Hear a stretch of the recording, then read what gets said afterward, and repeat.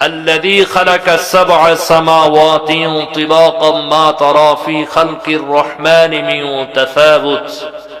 আল্লাহ বলেন, যিনি স্তরে স্তরে সপ্তম আসমান সৃষ্টি করেছেন, আল্লাহ তাআলার সৃষ্টির মধ্যে কোনো খুঁত, কোনো ত্রুটি বিচ্যুতি তুমি দেখতে পাবে না। আসমান যে আমরা উপরে দেখতে পাচ্ছি, এক একটা আসমান কত বড়! সূর্য পৃথিবীর তুলনায় 13 লক্ষ গুণ বড়। কত বড়? 13 লক্ষ গুণ বড়। সূর্য একটি নক্ষত্র। এমন 100 কোটি নক্ষত্র মিলে একটি গ্যালাক্সি হয়। আমার মতো মোল্লা মুন্সির বক্তব্য নয়, বিজ্ঞানীরা বলেছেন মহাকাশে এমন কোটি কোটি গ্যালাক্সি রয়েছে। সুতরাং যে আসমানে কোটি কোটি গ্যালাক্সি রয়েছে, সেই আসমানটা কত বড় আমি আপনি কোনোদিন কল্পনা করেও শেষ করতে পারব না। প্রথম আসমান থেকে জমিনের দূরত্ব হলো 500 বছরের দূরত্বের সমান। প্রথম আসমানটা দেখতে অনেকটা ফুটবলের মতো গোলাকার। এই প্রথম আসমানের নিচে আমাদের পৃথিবী, দুনিয়া, এরপরে চন্দ্র, সূর্য, গ্রহ, নক্ষত্র। বর্তমান মহাকাশ বিজ্ঞানীগণ যে তারা গবেষণা চালাচ্ছে, সেটা হলো প্রথম আসমানের নিচে। এই প্রথম আসমানটা আমার আল্লাহ তাআলা নক্ষত্র পুঞ্জি দ্বারা শোভিত করে দিয়েছেন। আল্লাহ বলেন, ইন্না যায়্যানাস সামাআদ দুনিয়া বিজিনাতিল কাওয়াকিব। আল্লাহ বলেন, নিশ্চয় আমি প্রথম আসমানকে তারকারাজি দ্বারা শোভিত করে দিয়েছি, সুসজ্জিত করে দিয়েছি। এরপরে হচ্ছে দ্বিতীয় আসমান।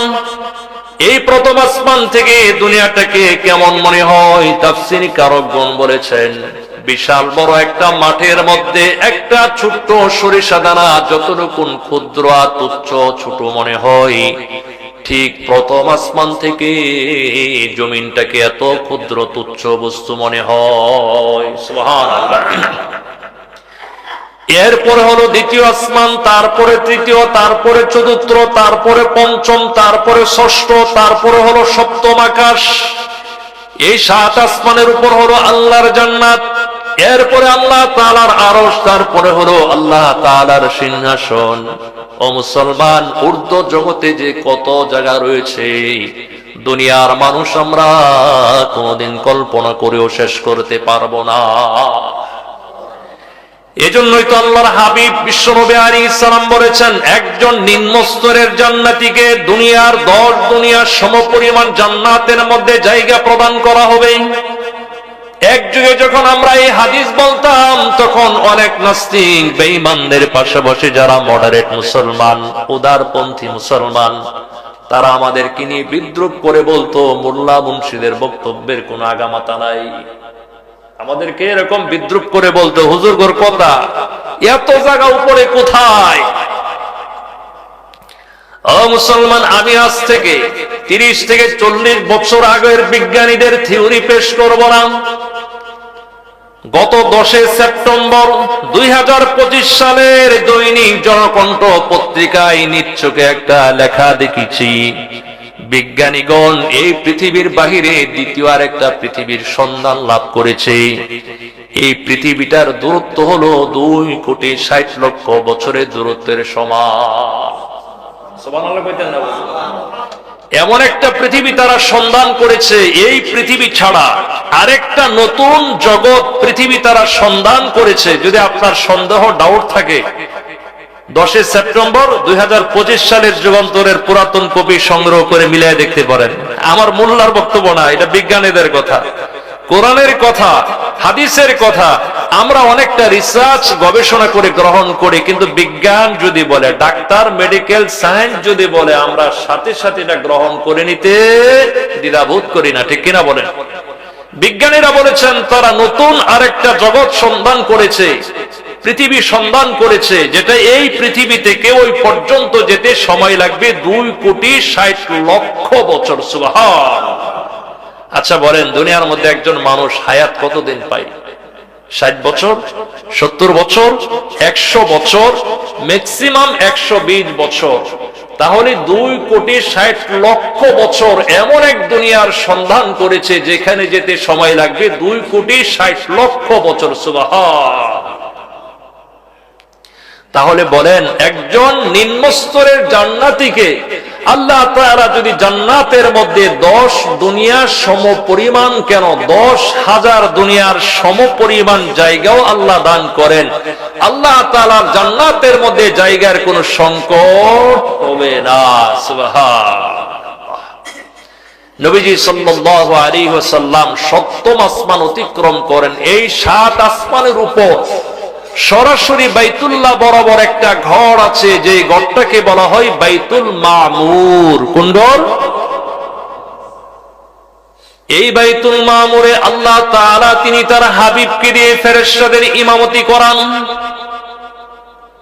এক পর্যায়ে নবী আলাইহিস সালাম জিজ্ঞেস করলেন, ভাই জিবরাইল, ফেরেশতাদের সংখ্যা কত হবে? জিবরাইল আমিন বললেন, ওয়ামা ইয়া'লামু জুনুদা রাব্বিকা ইল্লা হু। ফেরেশতাদের সংখ্যা কত হবে আল্লাহ তাআলা ছাড়া দুনিয়ার মধ্যে আর কেউ কোনোদিন কাউন্ট করতে পারবে না। তবে আপনাকে ছোট্ট একটা ধারণা দিচ্ছি, এই যে বাইতুল মামুরে আপনি ইমামতি করেছেন, এই ঘরের মধ্যে দৈনিক 70,000 ফেরেশতারা তওয়াফ করার জন্য, প্রদক্ষিণ করার জন্য প্রবেশ করবেন, যারা আর কখনো দ্বিতীয়বার এই ঘর থেকে বের হওয়ার সুযোগ পাবে না। এই বাইতুল মামুরের পাশে হলো সিদরাতুল মুনতাহা। নবীজি সাল্লাল্লাহু আলাইহি ওয়াসাল্লাম প্রথম আসমান থেকে 7ম আসমান পর্যন্ত পৌঁছতে 7 আসমানের সকল নবীগণ, সকল ফেরেশতাগণ নবীজিকে মারহাবা জানিয়েছে। আল্লাহর নবীর আগমনে তারা আনন্দ প্রকাশ করেছে, একজন মাত্র ব্যক্তি ছাড়া। সে আল্লাহর হাবিবকে মারহাবা জানিয়েছে, অভিবাদন জানিয়েছে, কিন্তু তার চেহারার মধ্যে কোনো আনন্দের ভাব দেখা যায়নি। নবী আলাইহিস সালাম জিজ্ঞেস করলেন, ভাই জিবরাইল, ব্যাপার কি? আমি যতগুলো আসমান অতিক্রম করেছি, যাদের সামনে দিয়ে অতিক্রম করেছি, যাদের সামনে দিয়ে আসলাম, তারা সকলেই আমাকে মারহাবা জানিয়েছে, অভিবাদন জানিয়েছে, আনন্দ প্রকাশ করেছে। একজন মাত্র ব্যক্তি ছাড়া আমি তাকে সালাম দিলাম, সে আমার সালামের উত্তর প্রদান করলো, আমাকে মারহাবাও জানালো, কিন্তু তার চেহারার মধ্যে কোনো আনন্দের ভাব দেখতে পাই নাই। ব্যাপার কি? ঘটনা কি? জিবরাইল আমিন বললেন, ইয়া রাসূলুল্লাহ, তিনি হচ্ছেন জাহান্নামের দায়িত্বপ্রাপ্ত ফেরেশতা মালিক। আল্লাহ তাআলা যেদিন তাকে সৃষ্টি করেছেন, সেদিন থেকে অদ্যাবধি এক মুহূর্তের জন্য সে কোনোদিন আনন্দ প্রকাশ করে দেখে নাই। সে যদি দুনিয়ার মধ্যে কারো আগমন উপলক্ষে আনন্দ প্রকাশ করত, তাহলে নিশ্চয়ই আপনার আগমন উপলক্ষে সে আনন্দ প্রকাশ করত। নবীজি সাল্লাল্লাহু আলাইহি ওয়াসাল্লাম এভাবে তিনি সিদরাতুল মুনতাহা পর্যন্ত পৌঁছলেন। এই সিদরাতুল মুনতাহা হলো একটি বড়ই গাছ। বড়ই গাছের কথা আল্লাহ পাক কোরআনে কারীমের মধ্যে বলেছেন। এই বড়ই গাছের বর্ণনা দিতে গিয়ে নবী আলাইহিস সালাম বলেছেন, এই গাছের এক একটা বড়ই হবে কাকিলারি হাজার হাজারের মটকার মতো বড় বড়। এক একটা বড়ই সাইজ হবে এরকম বিশাল বড় বড় মটকার মতো। সুবহানাল্লাহ।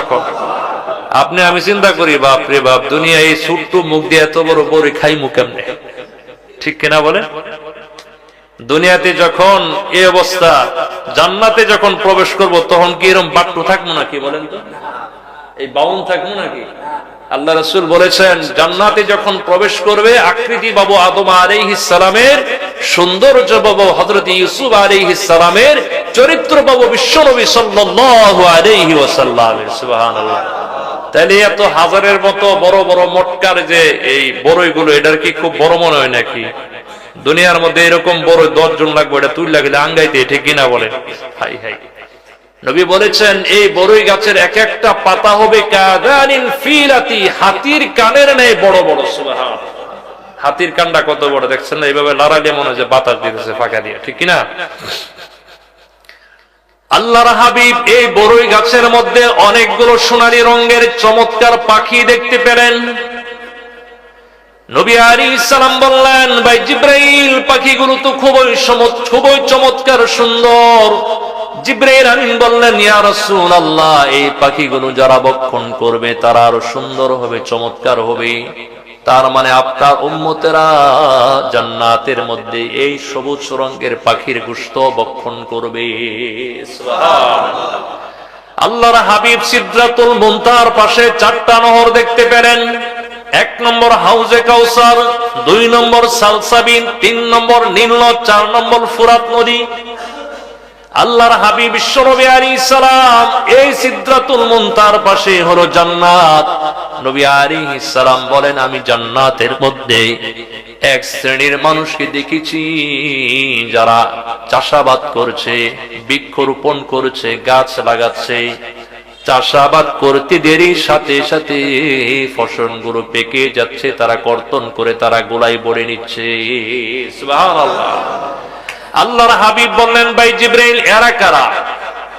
জিবরাইল আমিন বললেন, এরা হচ্ছে আপনার উম্মতের মধ্যে ওই সমস্ত নেককার বান্দা যারা দুনিয়ার মধ্যে কষ্ট করে করে নেককার সম্পাদন করেছে। আল্লাহ তাআলা এদের প্রত্যেকটি নেকের কাজের প্রতিদান বরকত প্রতিনিয়ত এরকম ভাবে বৃদ্ধি করতে থাকেন, বাড়াতে থাকেন। সুবহানাল্লাহ। এমন সময় নবীজি সাল্লাল্লাহু আলাইহি ওয়াসাল্লাম জান্নাতের মধ্যে কারো পায়ের আওয়াজ শুনতে পেলেন। নবীজি সাল্লাল্লাহু আলাইহি ওয়াসাল্লাম বললেন, ভাই জিবরাইল, এটা কার পায়ের আওয়াজ? জিবরাইল আমিন বললেন, এটা হচ্ছে আপনার বেলালে হাফসির পায়ের আওয়াজ। আল্লাহর হাবিব বললেন, ভাই জিবরাইল, বলেন কি? বেলাল দুনিয়ার মধ্যে বিচরণ করলে জান্নাতের মধ্যে তার পায়ের আওয়াজ শোনা যায়। জিবরাইল আমিন বললেন, এটা হচ্ছে বেলালের বিশেষ মর্যাদা। আল্লাহ তাআলার কাছে বেলালের এত গ্রহণযোগ্যতা, তিনি যখন দুনিয়ার মধ্যে বিচরণ করেন, হাঁটাহাঁটি করেন, জান্নাতের মধ্যে তার খরমের আওয়াজ শোনা যায়। বেলালের এই মর্যাদা কিভাবে হলো? একদিন নবীজি সাল্লাল্লাহু আলাইহি ওয়াসাল্লাম, বুখারীর বর্ণনা, ফজরের সালাতের সময় বেলালকে জিজ্ঞেস করলেন, বেলাল, ইসলাম গ্রহণ করার পর এমন কোন আমল রয়েছে যে আমলের সওয়াবের ব্যাপারে তুমি আল্লাহ তাআলার কাছে সবচেয়ে বড় আশাবাদী? কারণ ফাইন্নী সামিতু দাফান আলাইকা বাইনা ইয়াদাই ফিল জান্নাহ, কারণ জান্নাতের মধ্যে আমি তোমার খড়মের আওয়াজ শুনেছি। বেলাল রাদিয়াল্লাহু আনহু বললেন, ইয়া রাসূলুল্লাহ, আমার এমন কোন স্পেশাল বিশেষ কোন আমল নেই, তবে একটি কাজ করি, আমি যখন সকাল হোক, সন্ধ্যা হোক, দুপুর বেলা হোক, যখন ওযু সম্পাদন করে ওযু করি, ওযু করার পর 2 রাকাত সালাত আদায় করে নেই। আল্লাহর নবী বলেছেন, মুসলিম শরীফের বর্ণনা, কেউ যদি সুন্দর করে ভালো করে ওযু করার পর একগ্রতার সাথে 2 রাকাত সালাত আদায় করে নেই, ওই বান্দার জন্য জান্নাত আবশ্যক হয়ে যায়। তাহলে ক্ষুদ্র একটা নেকের কাজ, ছোট্ট একটা নেকের কাজ, ওযু যখন করবেন, মসজিদে প্রবেশ করার পর বা বাসা বাড়িতে থাকেন, যদি নিষিদ্ধ সময় না থাকে, নিষিদ্ধ সময় তো বোঝেন, সূর্য ডোবার সময়, সূর্য ওঠার সময়, আর দ্বিপ্রহরের সময়, এই 3 সময় ছাড়া যখনই ওযু করবেন 2 রাকাত তাহিয়াতুল ওযুর নামাজ পড়ে নেবেন, আল্লাহ তাআলা এত নেকি দান করবেন। বেলাল কিন্তু কালু সাহাবী ছিলেন, ঠিক কিনা বলেন? ঠোঁটগুলো মোটা ছিল, কানগুলো বড় ছিল, তিনি ছিলেন গোলাম, উমাইয়ার গোলাম ছিলেন, দুনিয়ার মধ্যে তার কোনো সম্মান মর্যাদা ছিল না। কিন্তু নেকের দ্বারা বেলালের মর্যাদা এত বেশি বেড়ে গিয়েছে, আল্লাহ তাআলার কাছে ধন সম্পদ সৌন্দর্যের কোনো দাম নাই। আছে নাকি বলেন তো? যদি হইতো তাহলে বেলাল দুনিয়াতে হাঁটলে জান্নাতের মধ্যে নবীজি তার পায়ের আওয়াজ শুনতে পেতেন না, কারণ বেলালের চেহারাটা ছিল একেবারে আলকাতারার মতো কালি, আলকাতারার চাইতে আরো কালো ছিল। এই সম্মান মর্যাদা কিভাবে অর্জন করেছেন? নেক আমলের দ্বারা, তাকওয়ার দ্বারা। আল্লাহ তাআলার কাছে দুনিয়ার ধন সম্পদ, প্রভাব প্রতিপত্তি, পদ পদবী, কার পোশাক কত গর্জিয়াস হয়, কার গেটআপ সেটআপ উন্নত, সেটা আল্লাহ তাআলার কাছে বিবেচনার বিষয় নয়। দুনিয়ার মধ্যে যার পোশাক খারাপ, যার চেহারা খারাপ, যে কালো মানুষ, যে উস্কো খুস্কো নোংরা থাকে, তারে আমরা দাম দেই না। আল্লাহ রাসূল হাদিসের মধ্যে বলেছেন, এমন কিছু মানুষ আছে যাদের চেহারা সুরত দেখলে ভক্তি হয় না, তারা যখন আল্লাহর কাছে কোনো বিষয়ের কসম দেন, সেটা আল্লাহ তাআলা সাথে সাথে কবুল করে নেন। সুবহানাল্লাহ। এজন্য মানুষকে তার গেটআপ সেটআপ দেখে বিবেচনা করবেন না। আল্লাহ তাআলার কাছে ওই মানুষটা সবচেয়ে দামি। নবী আল্লাহ পাক বলেন, ইন্না আকরামাকুম ইনদাল্লাহি আতকাকুম। আল্লাহ তাআলার কাছে ওই মানুষটা সবচেয়ে দামি, সবচেয়ে সম্মানিত, সবচেয়ে মর্যাদাশীল, যার অন্তরে আল্লাহ তাআলার ভয় তাকওয়া বিরাজমান। আল্লাহ আমাদের সকলের অন্তরে তাকওয়া দ্বারা পরিপূর্ণ করুন। জোরে বলেন আমিন। হযরত বেলাল রাদিয়াল্লাহু আনহু, তার এত মর্যাদা হয়েছে, তাহিয়াতুল ওযুর সালাত আদায় করতেন। এইজন্য আপনাদের কাছে, আমার কাছে, আপনাদের সকলের কাছে একটা ছোট্ট পরামর্শ থাকবে, যখন ওযু করবেন কষ্ট করে 2 রাকাত সালাত আদায় করে নেবেন ইনশাআল্লাহ। এরপর নবী আলাইহিস সালাম বলেন, আমি এমন একজন ব্যক্তিকে চিনি, যার মাকেও চিনি, বাবাকেও চিনি। তিনি যখন জান্নাতের গেটের সামনে দাঁড়াবেন, জান্নাতের প্রত্যেকটি দরজা তাকে মারহাবা জানিয়ে বলবে, আপনি আমাদের দরজা দিয়ে প্রবেশ করুন, আপনি আমাদের দরজা দিয়ে এন্ট্রি গ্রহণ করুন। আল্লাহর নবীর সবচেয়ে প্রবীণ সাহাবী সালমান ফারসি জিজ্ঞেস করলেন, ইয়া রাসূলুল্লাহ, আমাদের মধ্যে সেই সৌভাগ্যবান ব্যক্তিটিকে? নবী আলাইহিস সালাম বললেন, তিনি আর কেউ নন, তিনি হচ্ছেন আমার প্রাণপ্রিয় সাহাবী সাইয়েদনা আবু বকর রাদিয়াল্লাহু আনহু। সুবহানাল্লাহ। এরপর সিদরাতুল মুনতাহা থেকে নবীজির কাছে আরেকটা বাহন উপস্থিত করা হলো। সেই বাহনটার নাম হলো রফরফ। বলেন কি? রফরফ। রফরফ কিরকম, এটা আল্লাহু আলাম, আল্লাহই ভালো জানেন। এই রফরফ যুগে নবী আলাইহিস সালাম তিনি চলতে শুরু করলেন। 70,000 বছর চললেন অন্ধকারাচ্ছন্ন রাস্তায়, আরো 70,000 বছর চললেন আলোকিত রাস্তায়। এভাবে 70,000 বার চলতে চলতে নবী আলাইহিস সালাম শেষ পর্যন্ত আল্লাহর আরশে আজিম পর্যন্ত গিয়ে উপনীত হইলেন। সুবহানাল্লাহ। আল্লাহর আরশ কত বড়! যেদিন আমরা সরাসরি সচক্ষে আল্লাহর আরশ দেখব, সেদিন আমরা বুঝতে পারবো। শুধু আমরা আল্লাহর আরশ দেখব এমনটি নয়, আমরা আরশে আজিমের মালিক আল্লাহ তাআলাকেও দেখতে পাবো। আল্লাহর আরশের নিচে আমরা অবস্থানও করব, বিশ্রামও করব। তবে কারা কারা করবে? নবী আলাইহিস সালাম বুখারী মুসলিমের এক বর্ণনায় জানিয়ে দিয়েছেন।